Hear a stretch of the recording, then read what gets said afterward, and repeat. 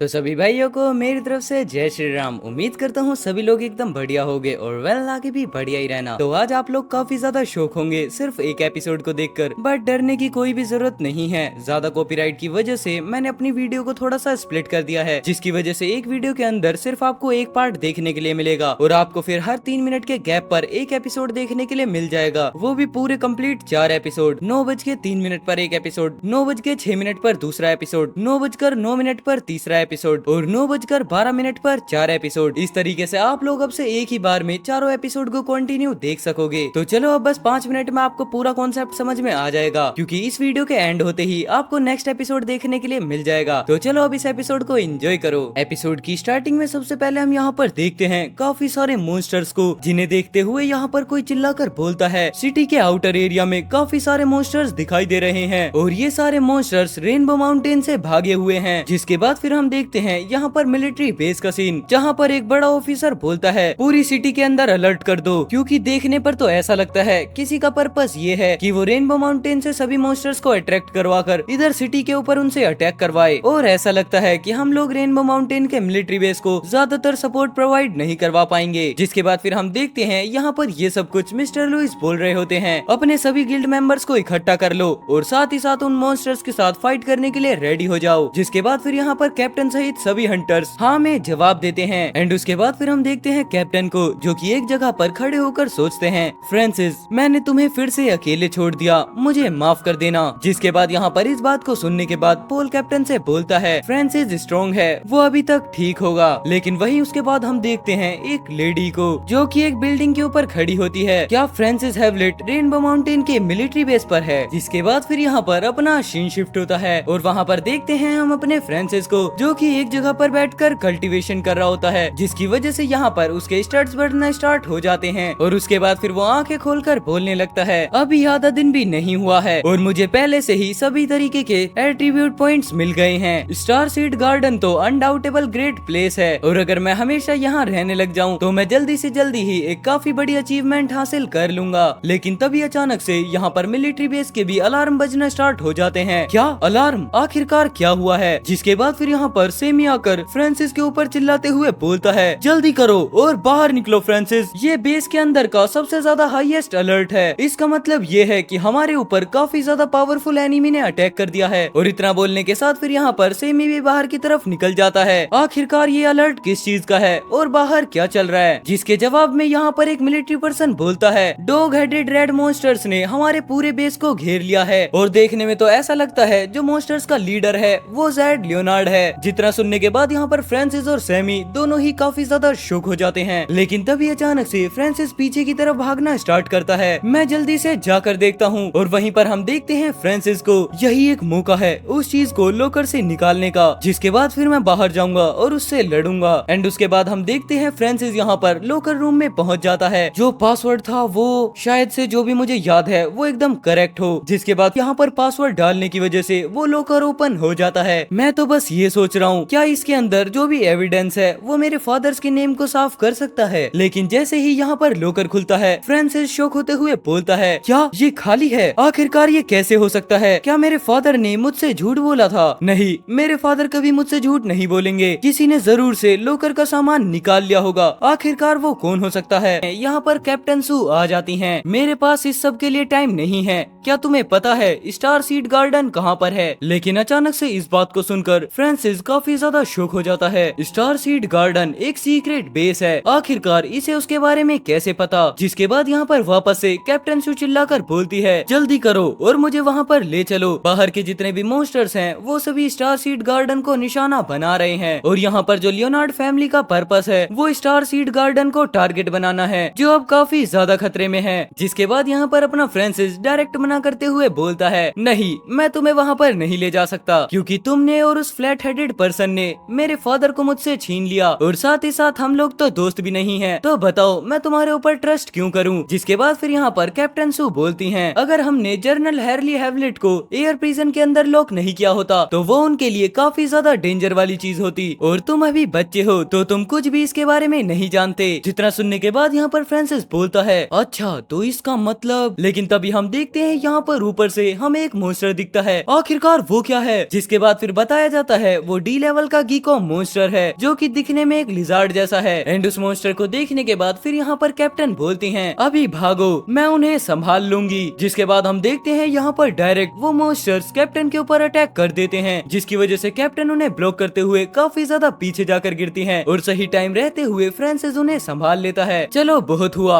अब मुझे उन्हें हैंडल करने दो। और इतना बोलने के साथ यहाँ पर फ्रांसिस आगे बढ़कर उन मॉन्स्टर्स को मार देता है, जिसे देखने के बाद यहाँ पर शॉक होते हुए कैप्टन बोलती हैं आखिरकार अचानक से वो इतना ज्यादा पावरफुल कैसे हो गया, क्योंकि पिछली बार जब मैंने उसे देखा था वो सिर्फ एक सीनियर स्टार फॉलन वॉरियर था। एंड उसके बाद जैसे ही यहाँ पर फाइट खत्म होती है कैप्टन वापस से बोलती हैं क्या अब तुम मेरे ऊपर बिलीव करते हो। जिसके बाद यहाँ पर अपना फ्रांसिस पीछे पलटकर बोलता है चलो चलते हैं, मैं तुम्हें स्टार सीड गार्डन तक ले जाऊंगा। और इतना बोलने के साथ यहाँ पर दोनों ही स्टार सीड गार्डन की तरफ भागना स्टार्ट कर देते हैं। और वहीं अपना फ्रांसिस यहाँ पर सोचने लगता है अब मैं समझ गया, लियोनार्ड फैमिली सीक्रेटली काफी सारे मॉन्स्टर्स की ब्रीडिंग करा रहे थे ताकि वो यहाँ पर स्टार सीड गार्डन में आकर उन सभी मॉन्स्टर्स को स्टार सीड खिला सकें, ताकि उनके पास पूरी की पूरी एक ग्रैंड लेवल मॉन्स्टर आर्मी बन जाए। और वैसे भी जो लियोनार्ड फैमिली है वो इतने ज्यादा घिनौने काम करने के लिए तो एकदम फेमस है। जिसके बाद फिर यहाँ पर कैप्टन भी बोलने लगती है खैर यहाँ पर लोग अपनी मनपसंद चीज के लिए कुछ भी कर सकते हैं और ये पहली बार तो नहीं हुआ है। जिसके बाद हम देखते हैं यहाँ पर अपना फ्रांसिस स्टार सीड के गार्डन में आ जाता है, लेकिन उसके बाद जैसे ही गेट खुलता है फ्रांसिस काफी ज्यादा शॉक होते हुए बोलता है ये तो कम से कम भी hundreds of giant gecko monsters हैं। और हम उस जगह को देखते हैं जहाँ पर से ये काफी सारे मॉन्स्टर्स आए होते हैं। जिसके बाद फिर यहाँ पर अपना सैमी भी बोलता है उन सभी बास्टर्ड गेको मॉन्स्टर्स को रोको और उन्हें स्टार सीड गार्डन तक मत पहुँचने दो। जिसके बाद फिर हम देखते हैं यहाँ पर सभी हंटर्स उन गेको मॉन्स्टर से फाइट करना स्टार्ट कर देते हैं। बट उसके बाद फिर यहाँ पर सैमी सभी से फाइट करते हुए बोलता है वो बहुत सारे हैं और जो हम लोग हैं वो काफी कम हैं, जिस वजह से हम ज्यादा देर तक यहाँ पर नहीं टिक पाएंगे। और उनका जो मोटिव है वो यहाँ पर स्टार सीड गार्डन के अंदर घुसना है और साथ ही साथ उन्हें कंज्यूम करना भी। और अगर वो ऐसा करने में यहाँ पर कामयाब हो जाते हैं तो फिर उसके बाद ये यहाँ पर काफी ज्यादा एग्रेसिव लुक में म्यूटेटेड हो जाएंगे। और अगर बाय चांस ऐसा हो जाता है तो पूरी की पूरी गोल्डन सिटी ही काफी ज्यादा बड़े डेंजर में आ जाएगी, ना कि सिर्फ मिलिट्री बेस। और अब हमें उन्हें अपना रास्ता नहीं बनाने देना चाहिए। एंड इतना बोलने के बाद यहाँ पर सेमी खुद के लिए भी बोलता है हमें इस दिन के लिए ही तो सभी कुछ सिखाया गया है और अब हमें यहाँ पर अपने एंड तक इस बेस को प्रोटेक्ट करना होगा। जितना सुनने के बाद यहाँ पर सभी मिलिट्री मैन के अंदर काफी ज्यादा जोश आ जाता है, अब कोई भी हार नहीं मानेगा और अपने मरते दम तक लड़ो। जिसके बाद फिर हम देखते हैं यहाँ पर मॉन्स्टर्स की तादाद काफी ज्यादा होती है, बट तभी इन सभी के बीच एक काफी ज्यादा पावरफुल मॉन्स्टर आता है। ये जाइंट गेको सी लेवल का मॉन्स्टर है। अब तो हम लोग गए। और तभी उसके बाद हमें यहाँ पर एक काफी पावरफुल स्लैश दिखाई देता है। और एंड वेल इसके साथ यहाँ पर ये वाला एपिसोड खत्म होता है। अब नेक्स्ट एपिसोड देखने के लिए राइट वाली वीडियो पर क्लिक कर दो। तो एपिसोड 67 की स्टार्टिंग में हम यहाँ पर देखते हैं अपना फ्रांसिस सही टाइम पर आ जाता है, जिसके बाद फिर वो डायरेक्ट उस मॉन्स्टर पर एक हिट भी लगा देता है और उसकी वजह से वो सी लेवल का मॉन्स्टर काफी ज्यादा पीछे जाकर गिरता है। एंड इस अटैक को देखने के बाद पीछे खड़ा सैमी बोलता है फ्रांसिस मुझे बहुत खुशी है कि तुम वापस आ गए, अब तुम जल्दी से जाओ और स्टार सीड गार्डन के मेन एंट्रेंस को गार्ड करो। इतना सुनने के बाद फिर यहाँ पर फ्रांसिस पीछे पलटकर कैप्टन से बोलता है तुम जल्दी उधर जाओ और उसकी हेल्प करो। एंड इतना बोलने के बाद वो डायरेक्ट उन मॉन्स्टर से फाइट करने के लिए आगे बढ़ जाता है और पीछे खड़ी कैप्टन बस यही सोचती रहती है क्या उसने मुझे अभी ऑर्डर दिया। तुम ज्यादा इतराओ मत फ्रांसिस, मैं जानती हूँ कि तुम एक बहुत बड़े जीनियस हो क्योंकि तुम अभी अभी ही एक जूनियर ग्रैंड वॉरियर बने हो, लेकिन मुझे लगता है कि तुम इतने भी ज्यादा स्ट्रॉन्ग नहीं बने हो कि तुम इतने ज्यादा पावरफुल मॉन्स्टर से अकेले फाइट कर सको।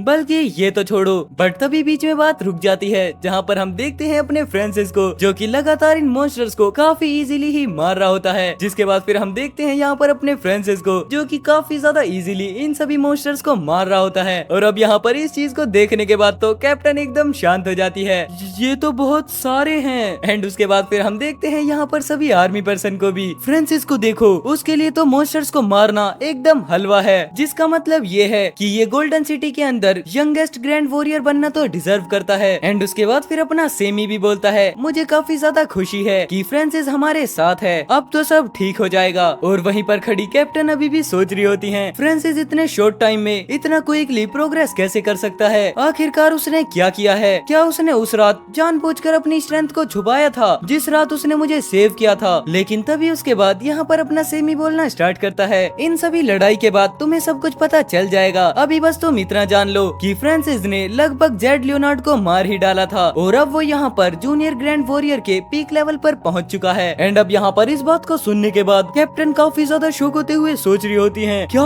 जेड लियोनार्ड फ्रांसिस से हार गया? शायद इसीलिए कहते हैं जैसा बाप वैसा बेटा। और वहीं पर हम देखते हैं फ्रांसिस को जो कि अभी भी लगातार मॉन्स्टर्स को मार रहा होता है। वाह, ये तो सच में काफी ज्यादा आसान है क्योंकि अब मैं डी लेवल के नीचे के किसी भी मॉन्स्टर को बिना एफर्ट्स के भी मार सकता हूँ। और मैंने पहले ही यहाँ पर हंड्रेड्स ऑफ गैको मॉन्स्टर्स को मार दिया है, लेकिन मैं अभी भी फुल एनर्जी के साथ भरा हुआ हूँ। जिसके बाद फिर हम देखते हैं यहाँ पर अपने फ्रांसिस के हेल्थ को, जहाँ पर सिस्टम बताता है आपने रुक रुक कर लाइटनिंग स्टेप का यूज किया है जिसकी वजह से आपकी थोड़ी सी एनर्जी कंज्यूम हो गई है। लेकिन अब उसके बाद यहाँ पर फ्रांसिस रुक कर सोचता है, ओह वो सी लेवल का गेको मॉन्स्टर कहाँ पर है? मैंने इतने सारे गेको मॉन्स्टर्स को मार दिया है जिसकी वजह से इनकी तादाद काफी ज्यादा कम हो जानी चाहिए थी, लेकिन ये तो बढ़ते ही जा रहे हैं जो कि बढ़िया नहीं है। लेकिन तभी हम देखते हैं अचानक से ऊपर से भी 2 गेको मॉन्स्टर्स आ जाते हैं। ओह, क्या तुम्हें वापस से मेरे ऊपर सरप्राइज अटैक करना है? शायद से ये चीज तुम भूल गए कि जब तुमने ये पहले ट्राई किया था तो तुम्हारे साथ क्या हुआ था स्टूपिड मॉन्स्टर। लेकिन तभी हम देखते हैं यहाँ पर फ्रांसिस अचानक से शॉक हो जाता है क्योंकि हम वहीं पर देखते हैं गेको मॉन्स्टर के ऊपर एक अलग तरीके की प्लेट लगी होती है। लेकिन यहाँ पर सब कुछ समझने से पहले वहाँ पर एक काफी बड़ा बॉम्ब ब्लास्ट हो जाता है, जिसके बाद फिर हमें यहाँ पर काफी ज्यादा स्मोक दिखाया जाता है। और अब उस चीज को देखने के बाद सभी मिलिट्री मैन बोलना स्टार्ट करते हैं, व्हाट द हेक, उन गेको मॉन्स्टर्स के ऊपर बॉम्ब है। जिसके बाद फिर हमें यहाँ पर बताया जाता है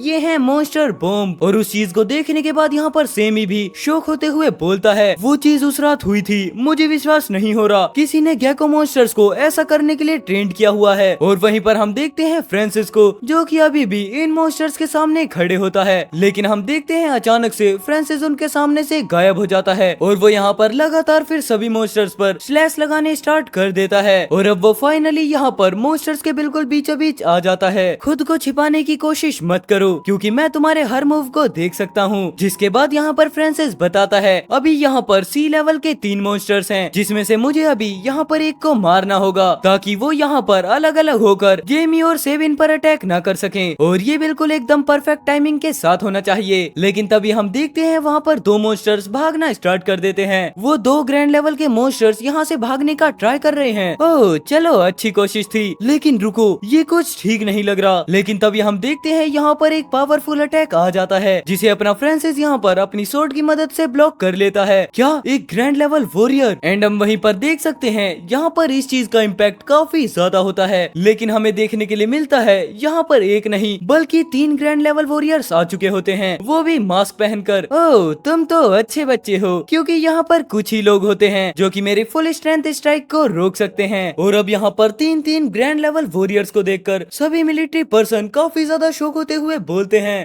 ये तो 3 ग्रैंड लेवल वॉरियर्स हैं। आखिरकार लियोनार्ड फैमिली को इतने सारे ग्रैंड लेवल वॉरियर्स कहाँ से मिले? और वहीं अपना फ्रांसिस एक जगह पर सोच रहा होता है, जो इसके लेफ्ट हाथ में एक्स है, क्या उसने मेरे ऊपर स्ट्राइक किया था? वो क्वाइट अटैक में काफी ज्यादा मास्टर है जिसकी वजह से ये जरूर से एक हाई लेवल का जूनियर ग्रैंड वॉरियर होगा, बिल्कुल जेड लियोनार्ड के जितना पावरफुल। और मुझे तो ऐसा लगता है ये तीनों के तीनों ग्रैंड वॉरियर्स हाई लेवल के हैं जिसकी वजह से मुझे इनसे केयरफुल रहना होगा। लेकिन तभी हम देखते हैं एक मास्क पर्सन को जो कि फ्लूट को आगे करते हुए बोलता है, उनके साथ फालतू की बातें करना बंद करो और मुझे ऑर्डर दो ताकि मैं यहाँ पर सभी मॉन्स्टर्स की फौज को उनको मारने के लिए यहाँ पर भड़का सकूं। क्योंकि यहाँ पर जो हमारा प्राइमरी गोल है वो स्टार सीड के गार्डन को लूटना है। एंड इतना बोलने के साथ ही यहाँ पर काफी सारे मॉन्स्टर्स एक जगह पर इकट्ठे हो जाते हैं, जिन्हें देखने के बाद यहाँ पर सभी लोग बोलते हैं, देखो जरा ये सभी के सभी मॉन्स्टर्स कितने ज्यादा ऑर्गेनाइज्ड और डिसिप्लिन्ड हैं। इसका मतलब हमारी तो सच में वाट लग गई। और इन सबको देखने के बाद यहाँ पर फ्रांसिस बोलता है, डैम इट, मुझे यहाँ पर उनकी हेल्प करनी पड़ेगी। लेकिन तभी यहाँ पर उसके सामने एक ग्रैंड वॉरियर आ जाता है। बच्चे तुम्हें ध्यान देना होगा, पहले तुम अपनी मदद करो। और इतना बोलने के साथ वो यहाँ पर फ्रांसिस के ऊपर अटैक कर देता है। लेकिन वही अपना फ्रांसिस लाइटनिंग स्टेप का यूज करते हुए उस अटैक को डिफेंड कर लेता है। मुझे इन सस्पिशियस पर्सन से लड़ने में अपना टाइम वेस्ट नहीं करना चाहिए क्योंकि उन लोगों को मेरी जरूरत है और मैं यहाँ पर अपनी परफेक्ट लाइटनिंग स्टेप के थ्रू उन्हें आसानी से अवॉइड कर सकता हूँ। बट तभी हम देखते हैं अचानक से ही एक और सस्पिशियस पर्सन फ्रांसिस के आगे आ जाता है। हे, मैंने तुमसे नहीं कहा कि तुम हिल सकते हो। एंड यहाँ पर इस आवाज को सुनने के बाद फ्रांसिस सोचता है, ये आवाज तो थोड़ी फेमिलियर लग रही है। बट तभी हम देखते हैं यहाँ पर ब्लड एंड अब यहाँ पर उस अटैक को ब्लॉक करते हुए फ्रांसिस बोलता है सच में ये काफी ज्यादा हो रहा है, जहाँ पर फ्रांसिस के मुंह से भी अब खून निकलना स्टार्ट हो जाता है। फ्रांसिस पीछे जाकर खुद को संभालते हुए बोलता है बस अब मैं यहाँ पर एक और स्ट्राइक भी नहीं झेल पाऊंगा और अब तो मैं यहाँ पर शर्त के साथ कह सकता हूँ कि वो एक इंटरमीडिएट ग्रैंड वॉरियर है। लेकिन तभी हम देखते हैं वो सस्पिशियस पर्सन अपने मास्क को चेहरे से उतार लेता है और उसके बाद वो फ्रांसिस से बोलता है अच्छा तो तुम हो फ्रांसिस हैवलेट और तुम वही मर्डरर हो जिसने मेरे बेटे नाइजेल को मार दिया था। और वेल उसके बाद यहाँ पर हम देखते हैं ये पर्सन कोई और नहीं बल्कि हैरले मूरे होता है। और प्लीज जो भी इस पर्सन को जानते हैं वो लोग मुझे कमेंट में जरूर से बता देना। एंड यहाँ पर मूरे को देखने के बाद फ्रांसिस भी शौक होते हुए बोलता है अच्छा तो ये तुम हो। एंड वेल इसके साथ यहाँ पर ये वाला एपिसोड खत्म हो जाता है। अब वापस से नेक्स्ट एपिसोड देखने के लिए राइट वाली वीडियो पर क्लिक कर दो। तो एपिसोड 68 की स्टार्टिंग में हम यहाँ पर देखते हैं अपना फ्रांसिस उन सभी ग्रैंड लेवल हंटर्स के सामने खड़े होता है, जिसके बाद फ्रांसिस बोलता है ओ हरमन मूरे। और धीरे धीरे कर यहाँ पर अपने फ्रांसिस को भी याद आ जाता है कि ये मुरमुरा कौन था। बट साथ ही साथ यहाँ पर फ्रांसिस बोलता है नहीं तुम हरमन मूरे नहीं हो सकते क्योंकि हरमन मूरे इतना ज्यादा स्ट्रॉन्ग नहीं था, तुम जरूर से उसके भाई होगे। जिसके जवाब में फिर यहाँ पर मूरे बोलता है तुम काफी जल्दी सोचते हो। और उसके बाद फिर यहाँ पर वो मूरे बोलता है मैं हार्ले मूरे हूँ और जो मेरा हरमन मूरे भाई है वो मुझसे छोटा है। जिसके बाद हमें बताया जाता है हार्ली मूरे एक इंटरमीडिएट ग्रैंड वॉरियर है। और इतना सुनने के बाद फ्रांसिस फिर बोलता है अच्छा तो तुम हो उस बास्टर्ड के बड़े भाई, मुझे तो ऐसा लगता है कि तुम एक दूसरे से ज्यादा दूर तक नहीं गिरते।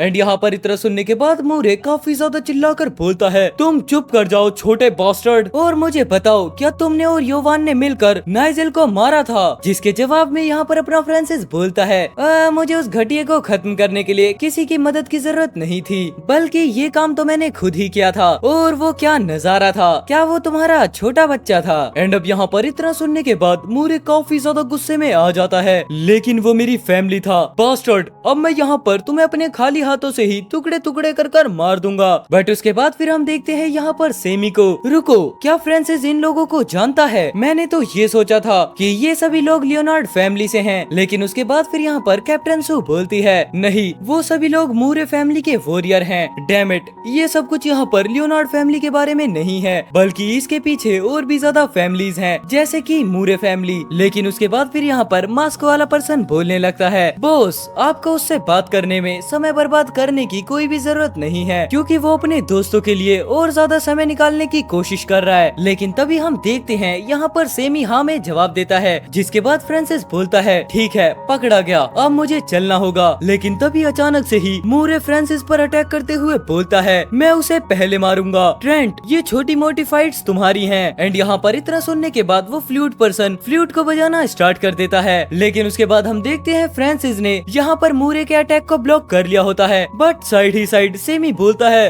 फ्रांसिस चलो ये करते हैं। जिसके बाद हम देखते हैं काफी सारे मॉन्स्टर्स यहाँ पर सेमी के पीछे आ जाते हैं। लेकिन हमें वापस से यहाँ पर फ्रांसिस के हाथ में एक और सस्पिशियस चीज देखने के लिए मिलती है और वो अचानक से ही उस चीज को जमीन पर पटक देता है जिसकी वजह से वहाँ पर काफी ज्यादा ग्रीन स्मोक होना स्टार्ट हो जाता है। और यहाँ पर सही टाइम रहते फ्रांसिस अपने मास्क को पहन लेता है और साथ ही साथ देखते हैं हम यहाँ पर सभी सोल्जर्स ने और सेमी ने भी उस मास्क को पहन लिया होता है। अभी के अभी सभी लोग स्टार सीड के गार्डन में भागो। जिसके बाद फिर यहाँ पर मूरे भी बोलता है ध्यान से सुनो ये जो स्मोक है इसके अंदर जहर है। डैम इट फ्रांसिस मुझे विश्वास नहीं हो रहा कि तुम फिर से ये गंदे खेल खेलने लग गए। बट हम वहीं पर देखते हैं कैप्टन को जो कि बोलती है ओह नो मेरे पास यहाँ पर मास्क नहीं है। लेकिन तभी वहाँ पर फ्रांसिस आ जाता है ये लो मेरे पास एक है इसे अभी के अभी पहन लो। फिर उसके बाद यहाँ पर कैप्टन भी उस मास्क को पहन लेती है और फिर उसके बाद सभी सोल्जर्स स्टार सीड के गार्डन में आ जाते हैं। हमने कर दिखाया और अब हम लोग सेफ हैं। और फिर मास्क को उतारते हुए फ्रांसिस बोलता है बाल बाल बचे। हाँ फ्रांसिस ये तो बहुत बढ़िया है, जर्नल ने पहले ही इसके लिए प्लान बना रखा था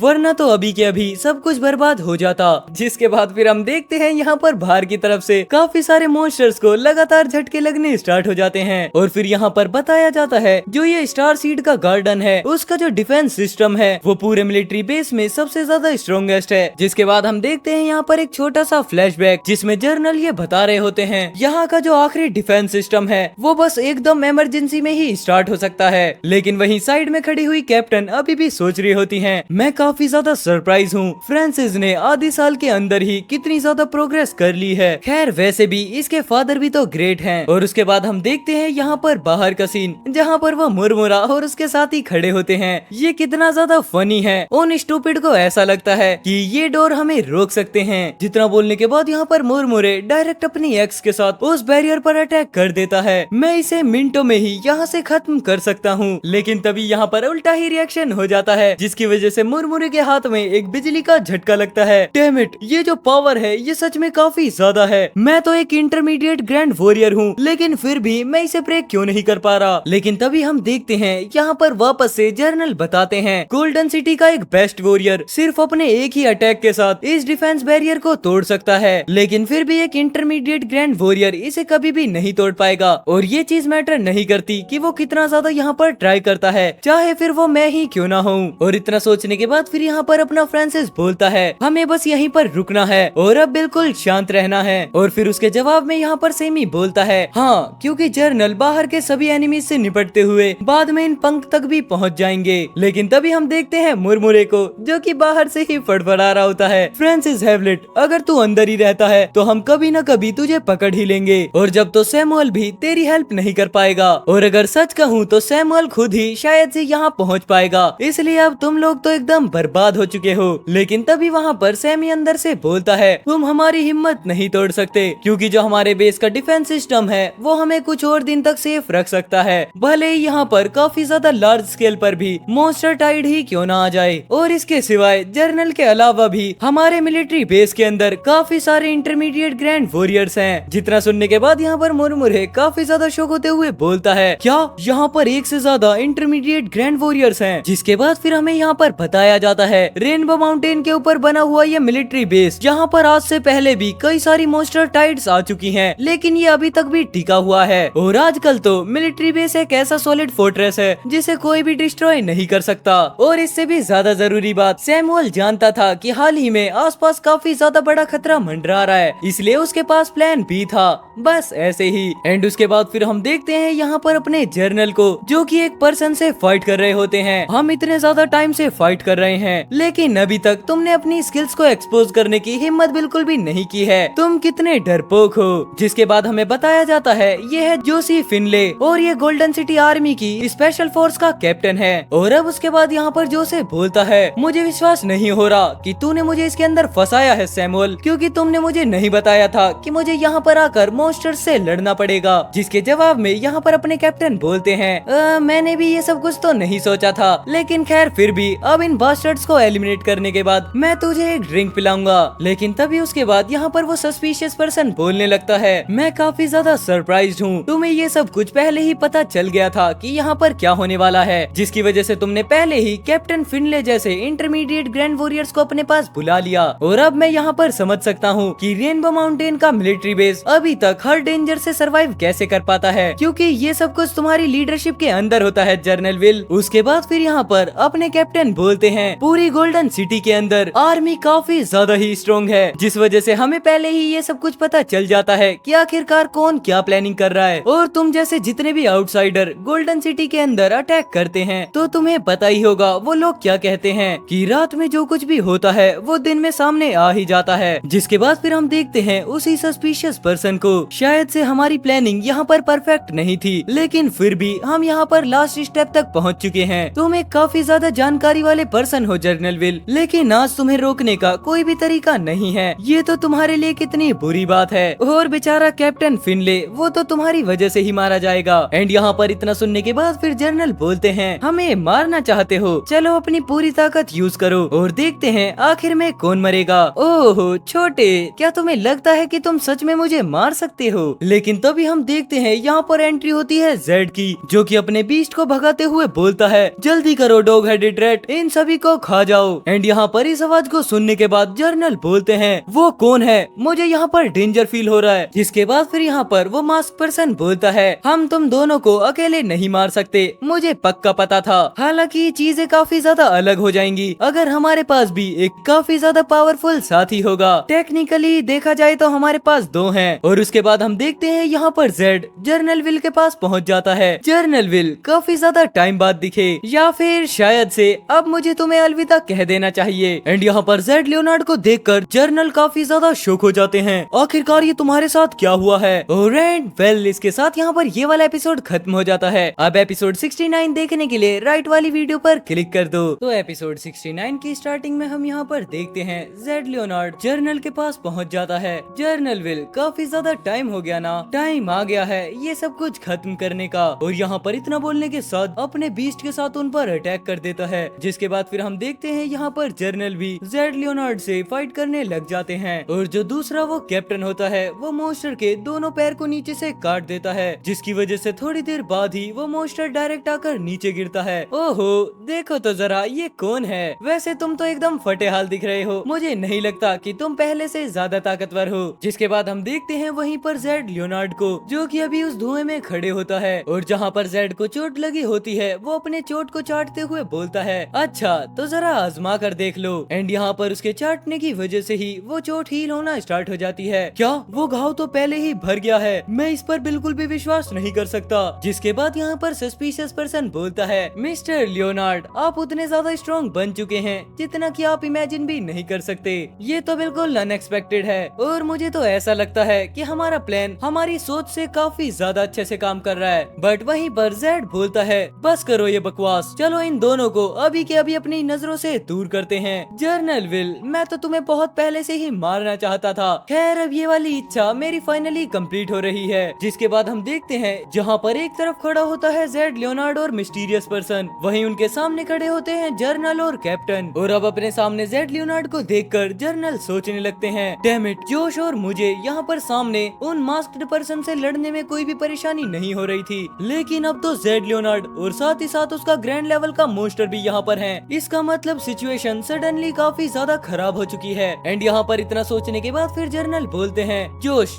मुझे माफ कर देना, मैंने तुम्हें इस मुसीबत में डाल दिया और अगर हम यहाँ से जिंदा बचते हैं तो मैं इसकी भरपाई कर दूंगा। लेकिन वहीं उसके बाद फिर जोश अपनी स्किल को एक्टिवेट करते हुए बोलते हैं, ऐसी बातें मत करो, हम दोनों ही सोल्जर्स हैं, जिसकी वजह से हमें अपने मिलिट्री बेस को प्रोटेक्ट करना ही होगा। और अब चलो यहाँ पर नौटंकी बहुत ज्यादा हो गई, अब फाइनली इनको पकड़ लेते हैं। जिसके जवाब में जर्नल बोलते हैं, ठीक है मैं समझ गया। और इतना बोलने के साथ वो अपनी स्किल को भी एक्टिवेट कर लेते हैं। चलो अब चार्ज करते हैं। लेकिन तभी हम देखते हैं यहाँ पर, लेकिन जैसे ही यहाँ पर जर्नल और जोश जेड लियोनार्ड पर अटैक करने के लिए आगे बढ़ते हैं, लेकिन तभी जेड अपने मुंह से एक अलग सी फ्रीक्वेंसी निकालता है जो कि पूरी ज्यादातर सिटी के अंदर फैल जाती है। और हम तभी देखते हैं इसकी वजह से काफी सारे मॉन्स्टर्स आ जाते हैं। मिलिट्री बेस का रिस्ट्रिक्टेड एरिया हमें दावत दे रहा है, बॉयज चलो टाइम हो चुका है, वहाँ जो कुछ भी मिले तुम सब उसको खा जाओ। एंड इतना बोलने के साथ यहाँ पर जेड हंसते हुए बोलता है, और हाँ दरअसल स्टार सीड के गार्डन को मत भूलना क्योंकि वहाँ पर तुम और भी ज्यादा पावरफुल बन जाओगे।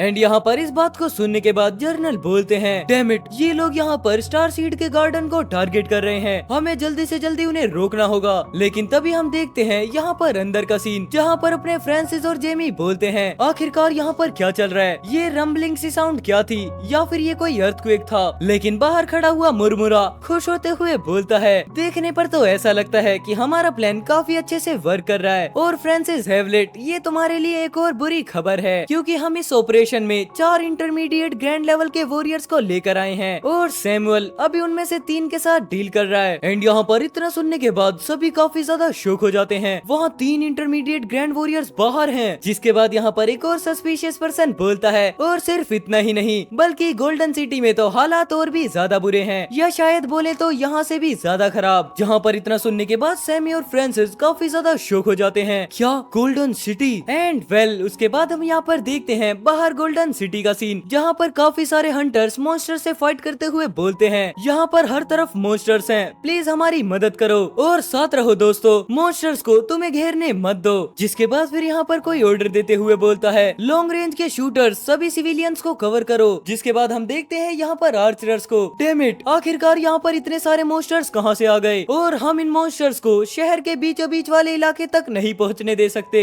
एंड यहाँ पर सभी के सभी हंटर्स अपनी जान की नापरवाह करते हुए सभी सिविलियंस को कवर कर रहे होते हैं। हमें सभी के सभी सिविलियंस को प्रोटेक्ट करना होगा, ये हमारी ड्यूटी है। जहाँ पर हम देखते देखते हैं एक तरफ काफी सारे मोस्टर्स होते हैं और वहीं उनके अगेंस्ट खड़े होते हैं काफी सारे वॉरियर्स। लेकिन उसके बाद फिर हम वापस से देखते हैं इस मुरमुरे को, जो कि फ्रांसिस से बोलता है जैसे ही मिलिट्री बेस हमारे हाथों में आ जाएगा हम तभी के तभी सारे एनर्जी सिस्टम को कट कर देंगे और उसके बाद फिर तुम भी मारे जाओगे। और अगर अभी तुम समझदारी दिखाकर गेट खोल देते हो तो हम तुम्हें जिंदा छोड़ने के बारे में सोच सकते हैं, लेकिन फ्रांसिस हैवलेट तुमको मरना होगा। और इतना सुनने के बाद यहाँ पर सभी सोल्जर्स इस बारे में सोचने लगते हैं क्या ये सच है। और उसके बाद यहाँ पर सेमी बोलता है अब हमें क्या करना चाहिए, बाहर की सिचुएशन काफी ज्यादा खराब है। हाँ मुझे तो डर है कि ये हमारी इमेजिनेशन से भी काफी ज्यादा खराब हो सकता है, क्योंकि यहाँ पर कई सारी फैमिली अशांति के पीछे हैं, जिसमें लियोनार्ड फैमिली, कैपिटल सिटी की गैंग्स और साथ ही साथ कोस्ट सिटी की मूरे फैमिली भी। और अब यहाँ पर मॉन्स्टर्स की ब्रीडिंग करने की वजह से उन लोगों के कॉमन एनिमी ह्यूमन सोसाइटी हो चुकी है और अब ये लोग उन सभी को मार देंगे जो भी इस बारे में जानते होंगे। एंड यहाँ पर इतना सुनने के बाद फिर सेमी बोलता है मुझे तो ऐसा लगता है उन सभी higher post star fallen family को अर्थिन को प्रोटेक्ट करना चाहिए था, लेकिन वो इतना ज्यादा घिनौना काम कैसे कर सकते हैं। जिसके जवाब में यहाँ पर कैप्टन बोलती हैं इसमें इतना ज्यादा हैरान होने वाली बात नहीं है, लोग किसी भी चीज को पाने के लिए कुछ भी कर सकते हैं और ऐसा पहली बार तो बिल्कुल भी नहीं हुआ है। जिसके बाद फिर यहाँ पर अपना फ्रांसिस बोलता है मेरे पास एक आइडिया है, लेकिन उसके बाद हमें यहाँ पर प्लान तो नहीं बताया जाता। लेकिन प्लान को सुनने के बाद सेमी बोलता है हाँ ये काफी ज्यादा बढ़िया है फ्रांसिस, सच में ये बहुत बढ़िया है। जिसके बाद फिर अपना फ्रांसिस भी बोलता है हाँ कम से कम ये प्लान इन बास्टर्ड्स की प्लानिंग को तो रोकने के लिए काफी होगा। जिसके बाद फिर सभी लोग बोलते हैं चलो फिर ठीक है। और इतना बोलने के साथ ही यहाँ पर अपना फ्रांसिस